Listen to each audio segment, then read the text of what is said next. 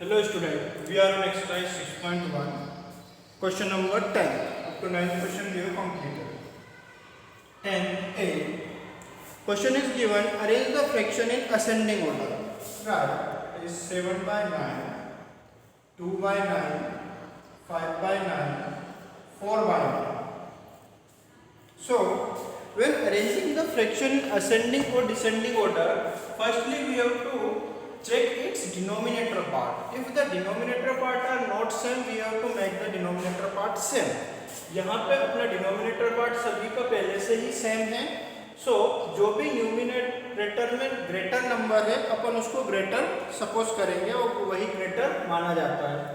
So यहाँ पे अपने को असेंडिंग ऑर्डर में अरेंज करना मीन सबसे छोटा नंबर लिखना है. सो न्यूमिनेटर में बस देखेंगे. So 2 is the lesser. So 2 by 9 is less than 4 by 9 less than 5 by 9 less than 7 by 9. So these numbers are arranged in ascending order. वहीं पे अगर डिनोमिनेटर पार्ट सेम नहीं है तो अपने को डिनोमिनेटर पार्ट सेम करना होगा बाय टेकिंग एलसीएम. वो कैसे होगा? See in second question, that is B. Question is 3 by 9, 8 by 9,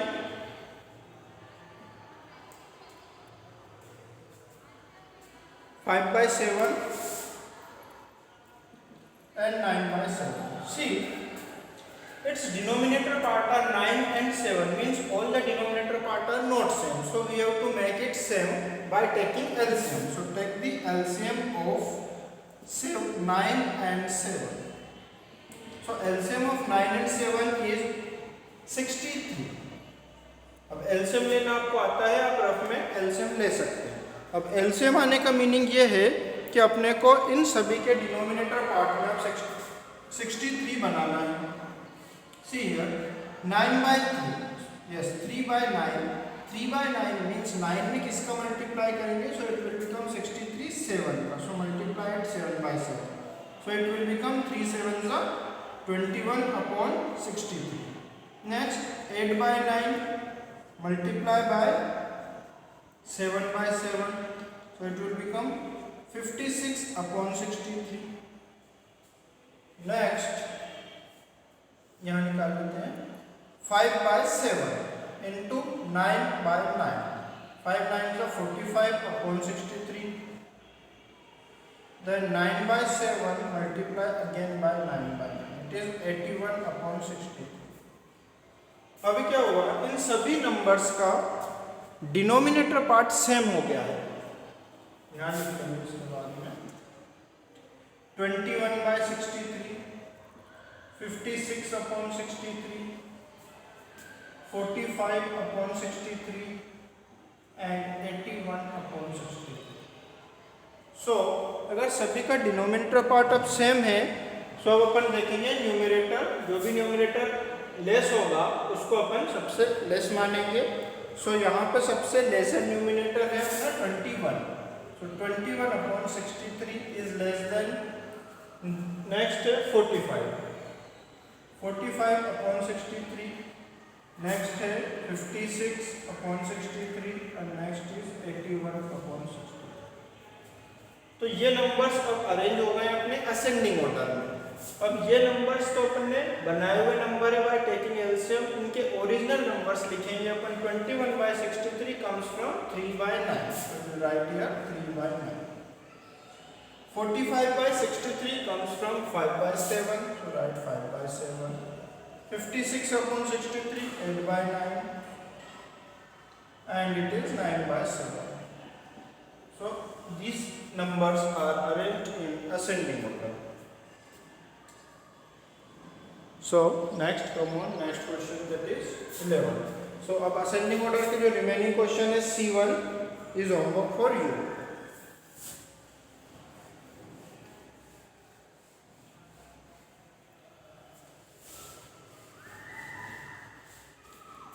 Next question number 11. 3 7 by 12, 3 7 by 12, 7 2 by 12, 5 5 by 12, 4 11 by 12. Yes. These numbers are given in mixed fraction. So firstly we have to convert it in fraction. Convert in fraction.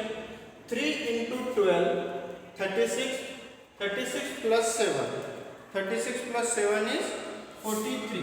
So it will become 43 upon 12. 7 into 12, 84. 84 plus 2, 86 upon 12. 5 into 12, 60. 60 plus 5, 65 upon 12. 4 into 12, 48. 48 plus 11, 59 upon 12. Now, mixed fraction converted to fraction, then see its denominator part. So, its denominator part are same, then we have to arrange it. And we have to arrange it is in decreasing order. So, decreasing order means क्या है? सबसे highest number लिखेंगे अपन, और highest number कहाँ देखना है अपने को? न्यूमरेटर में. So 86 is highest among all. So it is 86 upon 12 greater than, after that 86, 65, after that 59, then 43. फिर वही ये नंबर्स कहाँ से बनाना? 86 upon 12 is come from 7/2 by 12. So we will write here 7/2 by 12. 65 upon 12 is 5/5 by 12. 59 upon 12, 4/11 by 12, and 43 that is 3/7 by 12. So ये अपना convert हो गया है डिसेंडिंग ऑर्डर. डिसेंडिंग ऑर्डर में मीन्स सबसे बड़ा नंबर सबसे पहले लिखेंगे, देन छोटा, देन उससे छोटा, लाइक दैट. सो अभी 11th के जो नेक्स्ट क्वेश्चन है B and C is homework for you. You can do in the same way. Denominator same नहीं है वहां पे, तो डिनोमिनेटर सेम कैसे बनाएंगे? जैसे अभी अपन ने 10th में किया था, by taking LCM. Then come on next, that is 12th question. Some diagrams are given and diagram से अपने को क्या करना है? फ्रैक्शन में कन्वर्ट करना है. सो अगर फर्स्ट डायग्राम देखेंगे आप तो इस टाइप से बना होगा, एंड इसके टू पार्ट्स को क्या है? कलर्ड करके. सो टू पार्ट्स को कलर्ड करने का मीनिंग ये है कि जब अपन इसको फ्रैक्शन में लिखते हैं तो कलर्ड पार्ट को न्यूमिनेटर में लिखेंगे और टोटल पार्ट्स को डिनोमिनेटर में लिखेंगे. So it will become 2/6. There are 1 2 3 4 5 6 total parts are 6 and 2 are coloured, so will write 2/6.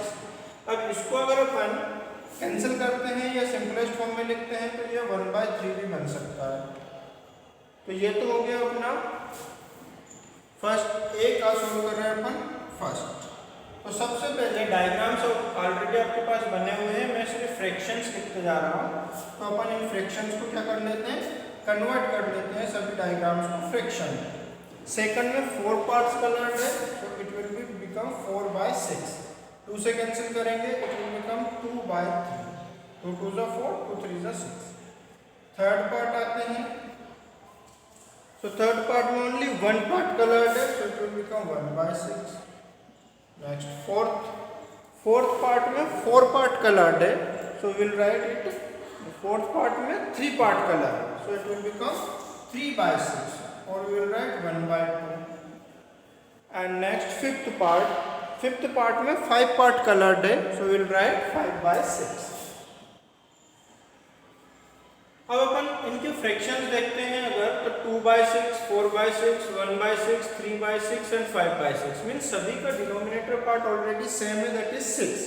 अब अपने को क्या करना है? इनको पहला पार्ट क्वेश्चन में 2 पार्ट पूछे हैं. फर्स्ट तो था एक्सप्रेस एज फ्रैक्शन, तो ये फ्रैक्शन में एक्सप्रेस हो गया.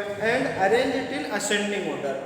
अब इन फ्रैक्शन को अपने को असेंडिंग ऑर्डर में अरेंज करना है. असेंडिंग डिसेंडिंग तो अपन ने अभी अरेंज किया है 10th और 11th क्वेश्चन में. तो उसका मीनिंग क्या हो गया है? डिनोमिनेटर पार्ट देखेंगे अपन, तो ये वाले देखेंगे, तो डिनोमिनेटर पार्ट ऑलरेडी सेम है. तो अब अपन आ जाते हैं न्यूमरेटर पार्ट पे. तो न्यूमरेटर पार्ट पे असेंडिंग में अरेंज करना है, सबसे छोटा लिखेंगे, that is 1/6 is smaller, and 1/6 less than 2/6 कहाँ है ये? अब ये 2/6, देन 3/6, देन 4/6, देन 5/6। अब ये कहाँ से आए हैं? इनके पार्ट्स लिख देंगे। 1/6 is come from third part. Third part is less than 2/6 is from first part, less than 3/6 is from fourth part, 4/6 is from second part, and 5/6 is from last part is fifth part। तो ये numbers अपने ascending order में arrange होगा। Means fractions को अपन ने ascending order में arrange कर दिया। So like in the same way, B1 is homework for you. So our exercise 6.1 is now complete.